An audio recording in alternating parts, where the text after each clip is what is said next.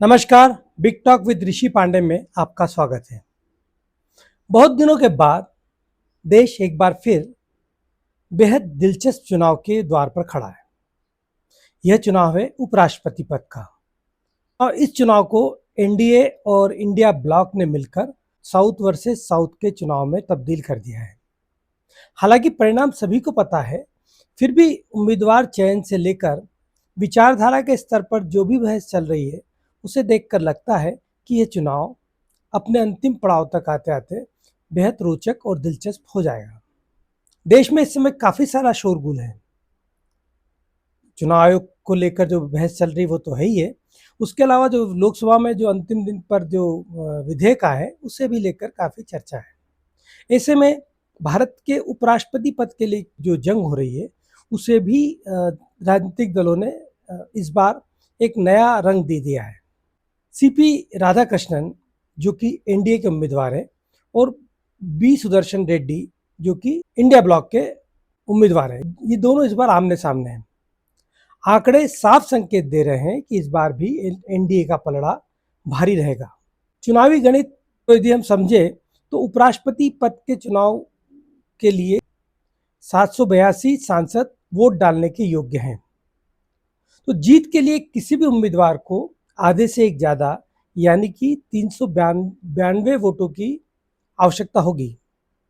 अब जरा दलों की ताकत पर नजर डालें तो लोकसभा और राज्यसभा मिलाकर एनडीए जिसका नेतृत्व भारतीय जनता पार्टी करती है, उसके कुल 427 सांसद हैं, जबकि इंडिया ब्लॉक के पास जो आंकड़ा है वो है 312 सांसद।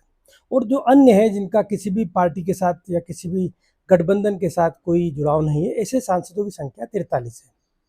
तो सीधा सा मतलब है कि एनडीए उम्मीदवार सीपी राधाकृष्णन के पास पहले से ही जादुई आंकड़ा यानी कि 392 वोट से अधिक का समर्थन हासिल है, यानी उनकी जीत तय मानी जा रही है। विपक्ष के उम्मीदवार वी सुदर्शन रेड्डी को जीत तभी मिल सकती है जबकि जो अन्य वाले 43 सांसद पूरी तरह इंडिया गठबंधन के पक्ष में खड़े हो जाएं और एनडीए में भी कोई क्रॉस वोटिंग हो जाए या एनडीए का कोई मजबूत धड़ा उनके नाम पर एनडीए से बगावत कर दे और इंडिया ब्लॉक के साथ जा मिले। हालांकि मौजूदा राजनीतिक परिस्थितियां जो है उसमें ऐसा लग नहीं रहा है, लेकिन राजनीति में कुछ भी असंभव नहीं होता। जमीनी जो आंकड़े हैं उससे तो लगता है कि एनडीए का पलड़ा भारी है। अब आइए हम देखें कि जो दोनों उम्मीदवार हैं वो कौन है, उनका चयन कैसे हुआ है। एनडीए के उम्मीदवार सीपी राधाकृष्णन तमिलनाडु के दिग्गज भाजपा नेता, लंबे समय से संगठन और संसदीय राजनीति में सक्रिय हैं। प्रधानमंत्री नरेंद्र मोदी के भी करीबी हैं। दक्षिण भारत में भाजपा को अपने पैर जमाने हैं। इस लिहाज से सीपी राधाकृष्णन भाजपा के मददगार साबित हो सकते हैं, कारण वो उस राज्य से आते हैं, उस तमिलनाडु राज्य से आते हैं जहां भाजपा लंबे समय से अपने पैरों को मजबूत करने की कोशिशें कर रही है, लेकिन अभी तक उसे सफलता हासिल नहीं हो पाई। कर्नाटक में जरूर उसकी स्थिति ठीक ठाक है, लेकिन तमिलनाडु अभी उसके लिए सपना है। राधाकृष्णन को चुनकर भाजपा ने संघ को भी खुश करने की कोशिश की है, क्योंकि राधाकृष्णन संघ के भी खांटी स्वयंसेवक रहे। वे 16 साल की उम्र से संघ की शाखाओं में जा रहे हैं।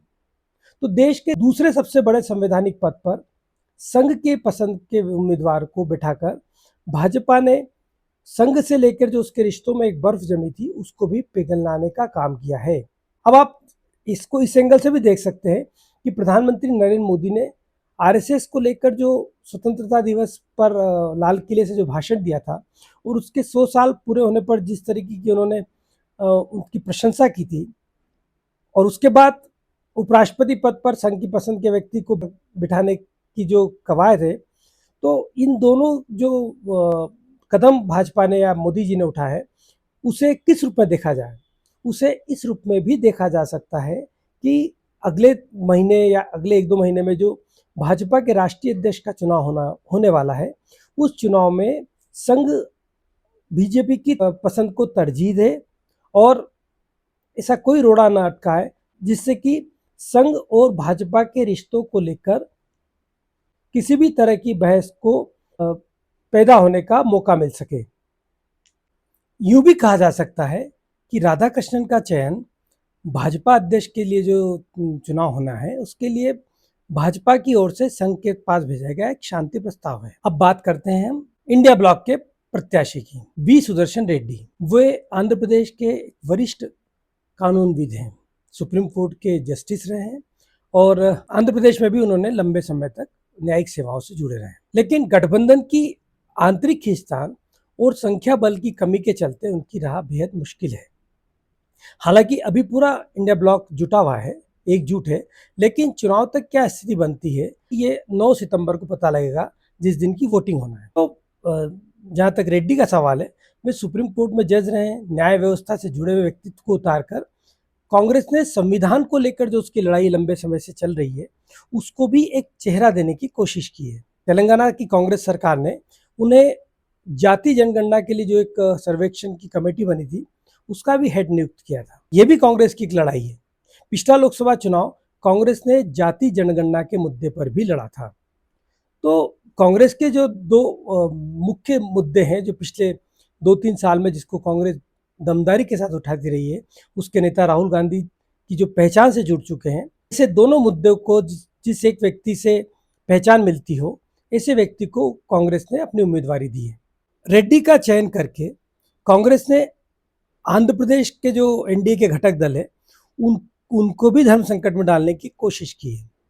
आंध्र अस्मिता के नाम पर जो तेलुगु भाषी जो पार्टियां हैं, उनके सामने उनके राज्य में एक धर्म संकट तो खड़ा किया ही है। उपराष्ट्रपति का पद भले ही सीधे तौर पर कार्यपालिका में उतना शक्तिशाली न माना जाए, लेकिन यह पद भारतीय संसद में बेहद अहम है। उपराष्ट्रपति राज्यसभा के सभापति होते हैं और ऊपरी सदन के कामकाज को नियंत्रित करते हैं। दूसरी ओर देखा जाए तो इंडिया गठबंधन के पास फिलहाल कोई बड़ा राजनीतिक कार्ड नहीं है। संसद के भीतर उसकी संख्या कमजोर है और अन्य 43 सांसदों में से भी कई एनडीए की ओर झुकते नजर आ रहे हैं। ऐसे में बी सुदर्शन रेड्डी के लिए यह चुनाव जीतना लगभग असंभव सा दिखता है। जब तक कि एनडीए का कोई बड़ा घटक दल टूटकर सुदर्शन के नाम पर इंडिया ब्लॉक के साथ न जुड़ जाए या कोई बड़े स्तर पर कोई क्रॉस वोटिंग न हो जाए, हाल फिलहाल इसकी कोई संभावना नजर नहीं आती।